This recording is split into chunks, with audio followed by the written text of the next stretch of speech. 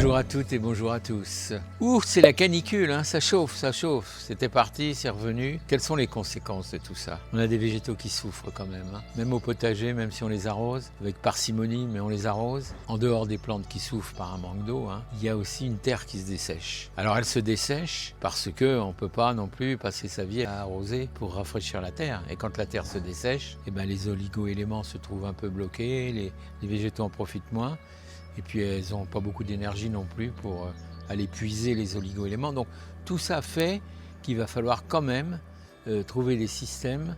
Alors certains en ont déjà, puisque ceux qui ont utilisé le goutte à goutte comme ça, ou des Zoya, ils peuvent se vanter d'avoir eu le nez fin, quoi, puisque c'est vraiment le moment d'hygrométrer la terre. Alors pour l'hygrométrer, il y a pas 50 solutions, on met de l'eau. Mais je vais quand même vous faire une petite mise en garde. Oui, c'est sec, oui, ça a séché beaucoup. Ne réhydratez pas, donc n'arrosez pas à foison. Allez-y progressivement.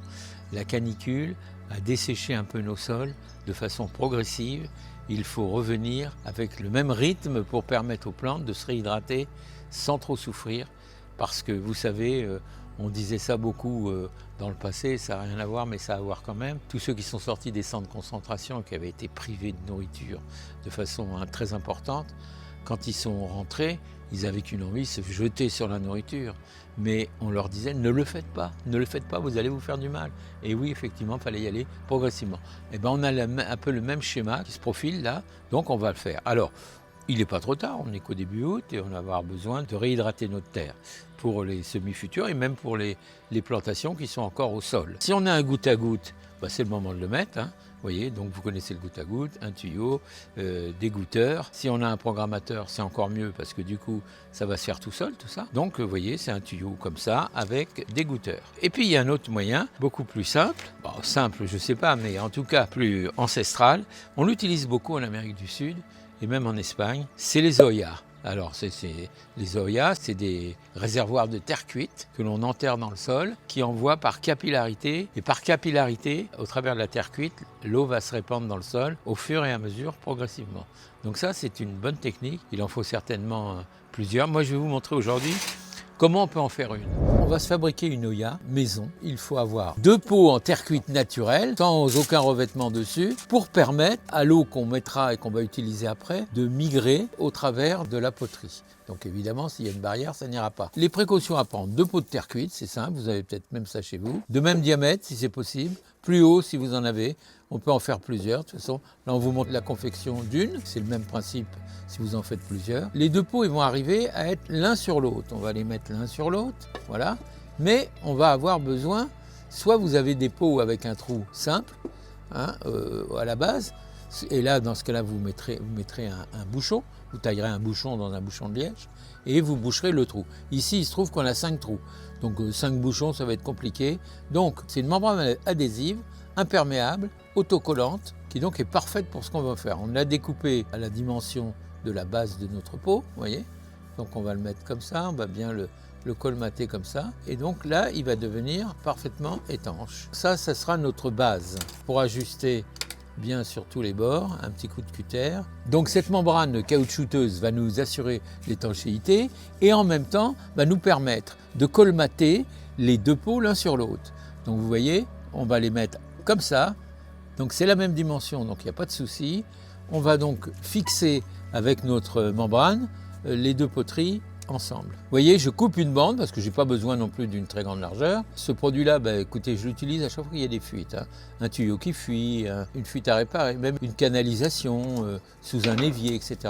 C'est étanche, c'est une réparation sur le plastique, hein, bien sûr, c'est là où ça marche le mieux. Ça s'adapte bien à tous les supports. On l'applique avec soin, vous voyez, on y va progressivement. On ne retire pas la contrebande d'emblée, parce que sinon elle va s'enrouler, vous allez avoir toutes les difficultés du monde. Faites-le au fur et à mesure, voilà, comme on est en train de le faire, on y va doucement. En fait, il faut couvrir correctement l'assemblage des 2 parties pour éviter les fuites précisément, et après on aura un résultat qui sera tout à fait acceptable. Donc vous voyez, c'est quand même assez simple, et si vous avez des pots plus grands, eh ben, vous confectionnerez des Zoyas plus grandes. Ça, c'est un des moyens les plus économiques de se constituer une Oya. sans avoir à la débourser beaucoup. Alors j'ai toujours le sens de l'économie, vous le savez. J'ai toujours voulu vous proposer des solutions économiques et je viendrai prochainement vous parler de produits très économiques et très fiables et très rentables. Mais ça, c'est pour bientôt. Ensuite, on va faire le test de l'étanchéité. Voilà, alors maintenant que le trou est fait, on va disposer notre Oya dans le trou, à la hauteur du sol, même si ça dépasse un peu, c'est pas très grave. Et puis on va rassembler la terre autour pour caler l'ensemble. Donc on cale bien l'ensemble. C'est bien de la laisser dépasser un peu parce que ça permet de savoir et de voir où exactement elles sont les Oyas et quand il faudra recharger en eau de temps en temps. Mais là, ça va diffuser pendant pas mal de temps. Et donc, on recharge selon la température. Et l'eau qui va se répandre va aller directement dans le sol, voire dans le sous-sol. C'est pas compliqué, il faut juste faire le trou, évidemment. Je sais que faire un trou en plein mois d'août, c'est pas la meilleure époque pour faire des trous, mais on pensait pas non plus qu'on aurait une année aussi caniculaire. Ici, on voit le remplissage de l'Aoya, qui va donc se remplir complètement. Donc tout ça va constituer une réserve d'eau qui va au fur et à mesure que la terre séchera autour, se répandre au travers de la terre cuite. Alors j'insiste, prenez bien des matériaux poreux pour faire ça, parce que sinon ça servirait à rien. Là c'est le cas, et on surveillera un petit peu, peut-être qu'il faudra le remplir une fois par semaine, peut-être. Voilà, l'étape est terminée, on a notre Oya, elle est en place, il faut veiller à ce qu'il y ait de l'eau. Alors, vous pouvez aussi coller les deux parties des pots avec un cordon silicone. C'est peut-être encore plus étanche mais si ça fuit un peu, c'est pas gênant, puisqu'en fait ce qu'on veut, c'est qu'il y ait de l'eau, qu'elle se répande. Mais voilà, vous faites comme bon vous semble, avec le matériel que vous avez à disposition, et tout ira bien. Et sachez qu'il faut prendre soin de sa terre, il faut prendre soin de ses plantes, surtout dans ces périodes de canicule. Mais attention, vous pouvez choisir d'autres moyens d'arrosage, mais allez-y, je répète, progressivement. Mais je compte avec modération. C'est bien rare qu'on dise qu'il faut consommer de l'eau avec modération. Mais là, je vous le dis. Alors l'arrosage du potager, c'est parfait. Par contre, n'oubliez pas que si vous avez des jardinières, c'est elles qui sont le plus en manque. Pourquoi ? Parce que d'abord, elles sont en plein soleil. Ensuite, elles se déshydratent très vite. Le soleil tape directement sur les racines dans un espace restreint. Alors, il y a une précaution à prendre. Si vous avez du pouzzolane, vous voyez, ou des billes d'argile, ça c'est une roche volcanique, eh bien on va la mettre, on va surfacer toutes nos jardinières là. Ça va nous permettre d'éviter de se dessécher de trop, quoi. Vous voyez, et franchement, vos plantes vous diront merci. Je les entends déjà qui chuchotent. Pardon ? Oui, mais de rien, ma fille. Oui, bien sûr. Non, mais c'est important. On n'y pense pas assez. Elles finissent par végéter, les pauvres. Elles sont complètement prises dans le système. Voilà, hop, on peut faire ça. Puis après, on les étale, c'est pas un problème.